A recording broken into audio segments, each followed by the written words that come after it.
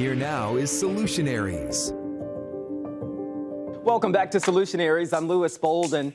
Whether you drive a minivan or a semi-truck, we all use the same asphalt roads. And with so many people behind the wheel of a vehicle, our roads constantly need fixing and expanding. If you've watched this show before, you know we've explored a variety of ways to get around more safely and efficiently. But if electric vehicles or commuter trains are not an option where you live, that probably means you're hitting the road. Get on I-95 or I-4 and you'll likely encounter congestion, construction, potholes, or maybe even all three. And with thousands of people moving to Florida every year, our infrastructure is constantly changing to accommodate drivers. Take, for example, the I-4 Ultimate project. It was a $2.3 billion expansion of Central Florida's highway backbone, complete with new interchanges, bridges, and express lanes. Construction finished in 2022, but with more lanes came more traffic. Now the Florida Department of Transportation is turning its focus to a new expansion project called I-4 Beyond the Ultimate.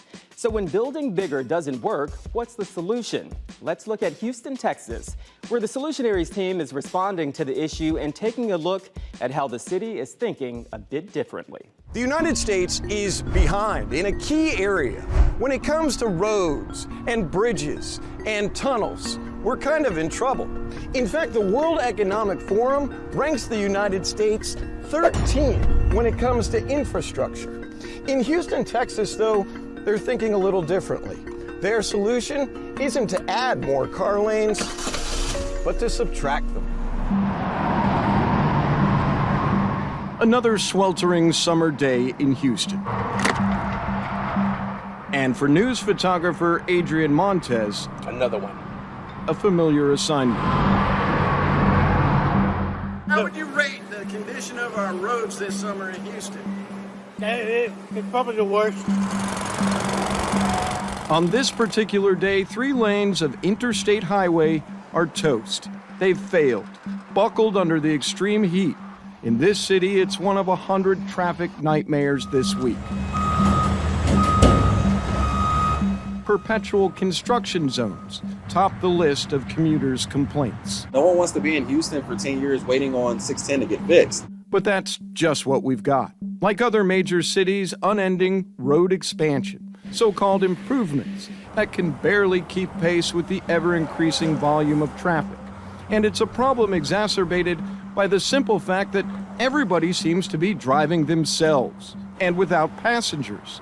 According to the 2019 American Community Survey, 80% of Houstonians drive to work alone. So many vehicles travel our busiest roads that when you combine that with excessive rain and excessive heat, it's no wonder they're falling apart.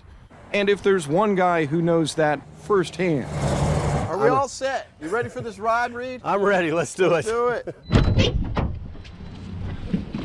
Oh, yeah. Yeah, we just have to wait for a minute or two for the air conditioning to start.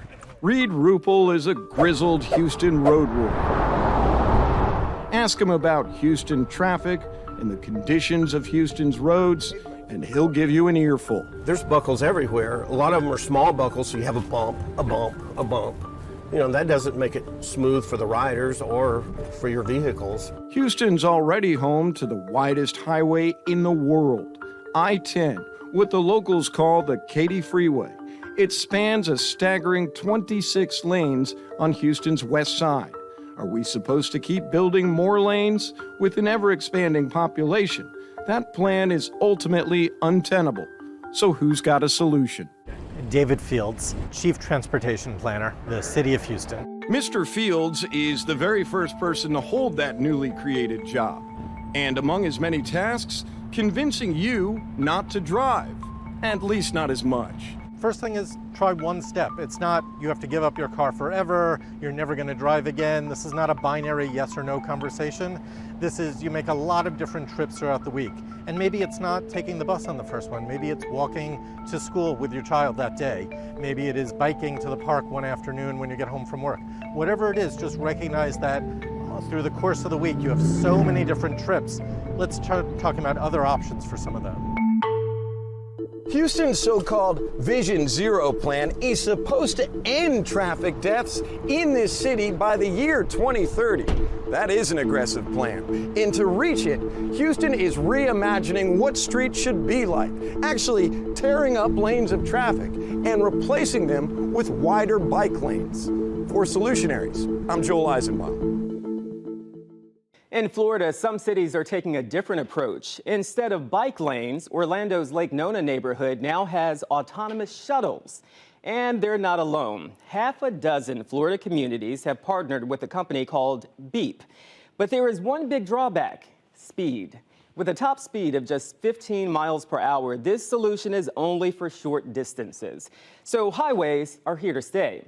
But what about adding newer technology to our growing interstates? Solutionaries correspondent Jenna Zipton is in Virginia, where leaders are making changes to a highway that is notorious for gridlock.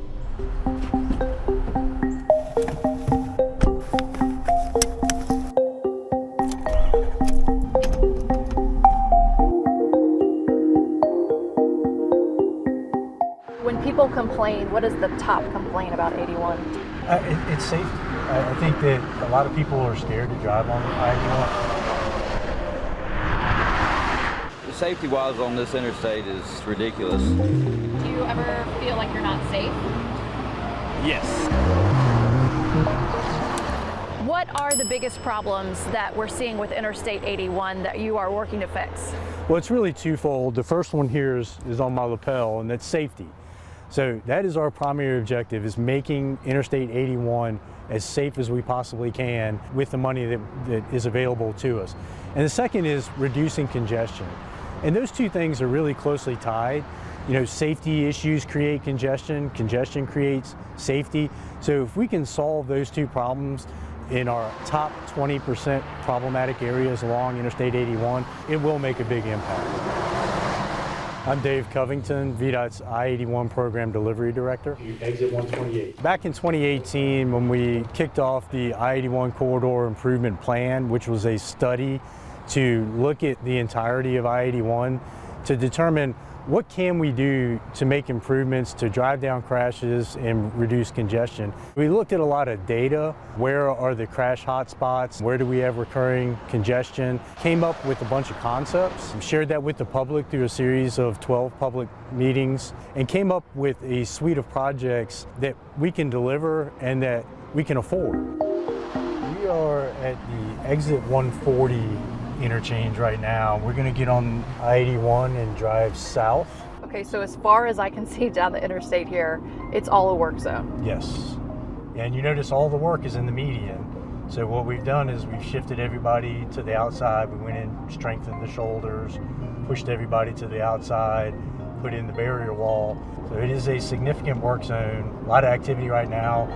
The suite of projects that we're delivering right now is valued at around $2.7 billion. And there's another $2 to $3 billion worth of identified projects that haven't even been brought into the program yet, but will over time. Is this the biggest project you've ever taken on? I think programmatically, yeah, from a dollar value perspective.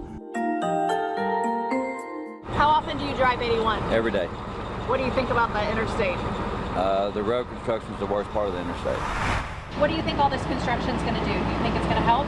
I'm hoping that I'm hoping it would help big time because, like I said, we definitely need more lanes or something because it's amount of traffic. It's crazy. Our operational projects are really broad. I mean, we had a lot of projects that we knew we would have good return on investment that we could deliver pretty quickly. So we've added 30 additional digital message signs along the corridor. We've added more than 50 additional cameras, which help our traffic operations centers identify issues on the interstate so we can respond more quickly. Do you feel safe on 81? Not particularly.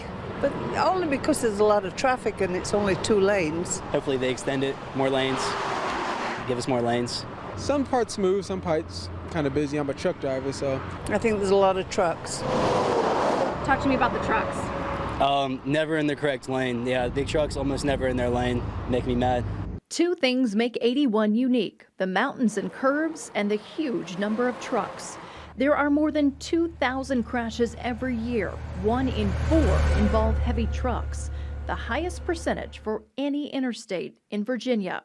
And some are deadly. 141 people died on Interstate 81 over the last 5 years. So the first thing that we've done as part of our operational projects is deploy a TRIP program, which is a towing and recovery incentive program, which incentivizes our towing operators to mobilize quickly, clear crashes quickly, and we've seen positive results on that. So when we do have a single or multiple tractor-trailer crash, we generally have to shut down the whole interstate in that direction. With a third lane and a full-width shoulder, a lot of times we're able to keep the interstate open while we do the recovery of the truck crash.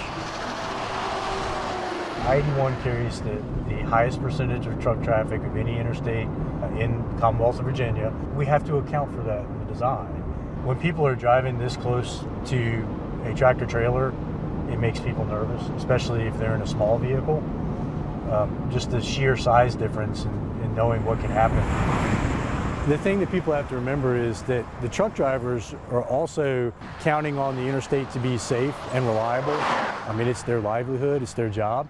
When we have those areas where we know trucks can't maintain 60, 65, 70 mile per hour speed limits climbing those grades, that's where we're installing the truck climbing lanes. So separating those slower moving vehicles, restricting them to the right lane so that they can climb the grade at 40, 45 miles per hour, while passenger vehicles can continue in the center and left lane to do the speed limit. Will this work? Yeah, it will. I mean, it really boils down to, we used a data-driven process to determine what projects and what areas. We involved the public and got feedback on the projects, so we were able to adjust. We're not just taking an engineering look at it, but we're getting people's personal perspectives. But if you think about the types of projects that we're delivering, it really makes a lot of sense. Talk to me about the limitations. Not everything's perfect, so obviously there are some bumps along the road, right? Yeah, one of the problems is that Interstate 81 is 325 miles long in Virginia. We focused on the top 20% of problematic areas, specifically with regard to crashes and congestion, and identified those areas for improvement. I think that taking care of the so-called hotspots will really make a big difference. The smart thing is that we did look at data. We use data to develop the solutions. So we look at crash data, we look at congestion data, so that we know that we're making a good investment with the taxpayer dollars.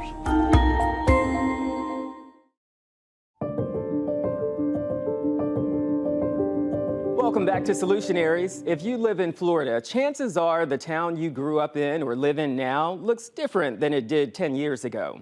Expansion is a way of life here, and as more people move in, the infrastructure is stressed to the limit. Between the traffic, hot weather, and rain, our roads take a beating. Potholes form, starting with cracks in the asphalt. Then rain eventually seeps into those cracks, which creates gaps. That's when the asphalt begins to break up as vehicles drive over it. It gets weaker and weaker until it just breaks apart. And just like that, a pothole forms. Our Solutionaries team in Detroit sees this a lot and went looking for people working to create better systems and roads for citizens. We've talked to people about their main infrastructure concerns, and they gave us a lot to think about. We looked for a response to problems, details on how those responses work, evidence on how that support is actually getting the job done, and we know that a perfect solution to all of this does not exist. So we'll take a look at the limitations, but first, back to the problem. Davison Freeway to 75, and there's always a pothole there. Right now I'm having flooding still. There's a lot of people out there that were without power for a long time, and I really feel for them. Seems like people we spoke to had problems with potholes, basement flooding, and power outages living in the state of Michigan. But what could be some of the solutions to these infrastructure woes? Let's start with the most simple one, potholes. A new study has found that Michigan roads contain some of the most potholes in the entire country. My tax dollars should be going to the betterment of the roads, and insurance should give us a discount because of the potholes in Michigan or Detroit. I'm always looking for holes and cracks in the road too. And Jacqueline Renaud even recently damaged her car just driving to work. According to AAA, U.S. drivers spend nearly $3 billion a year trying to make the necessary repair. I was actually going home to visit my parents for the weekend, and when I was leaving on the way back, my dad was like, "There's a big bulge in your tire," and I was like, "Oh, that makes sense. I hit a giant pothole on 75." MDOT folks, government folks, we all drive the same roads, so we all have the same unfortunate things happen to our vehicles. Diane Cross with MDOT says potholes are so common because of the Michigan weather. It's during the extreme differences in temperatures in the late fall and early spring when we really get so many of them. And when you get one in an area, even if we go out and fix that, there's going to be more in that same area for the same reason. And while there's no way of keeping an eye on every single pothole, they take care of as many as they're aware of. But it takes drivers reporting them to the pothole hotline to begin with. We get somebody out there usually within 24 hours to get that addressed. In some rare cases, MDOT will even reimburse a driver for damage as well. But once again, those cases are rare. Unfortunately, it can be quite expensive for drivers, but while you can file a claim against the government, unless there is some sense of true negligence, we knew about it for more than 30 days and we didn't address it, then you may have a case. But for the most part, it's the unfortunate consequence sometimes of driving our roadways. Moving along to basement flooding, it's a constant problem for Jamaica Jackson in the Brightmoor community. Especially when it rained like that 40 days and 40 nights last summer, we flooded, I don't know, maybe almost every day for at least a month. The smell of overflowing sewage is also another reason to cause a stink for Michael Newson. You can smell it through the night, you can smell it anytime through the day. You know, it's tough to keep our door open because the water, it stands and it's like a marsh out there sometimes. In response, the Detroit Sewage and Water Department is adding on to their multi-million-dollar stormwater project to collect rainwater and runoff so streets don't flood along with basements. We're going to install 24 bioretention practices to manage stormwater throughout this area. Lisa Wallach is one of the people spearheading the project designed to benefit hundreds of families in the Detroit area. Once they finish with the sewer system that they're replacing, hopefully, it'll be better. Lastly, power outages are downright horrible in southeast Michigan. Last year, nearly 700,000 people spent a week in the dark. I was out of power here for 9 days. It's pretty horrifying. It disrupts every aspect of your life, and there's not a whole lot you can do about it. But that wasn't the case for the city of Wyandotte. The longest it was out was this last time, and I think it went out about 8 o'clock at night and it came back on at 5 in the morning. And that's the longest it's ever been out. The reasoning behind that is the city is only one of 3 in the region that has its own power supply since the year 1894. One of the benefits that the residents and businesses of Wyandotte have is that it's locally controlled. So my bosses at the end of the day are the residents of Wyandotte, so there's accountability. General Manager of Municipal Services Paul Amin says because of that, many issues are easier to solve.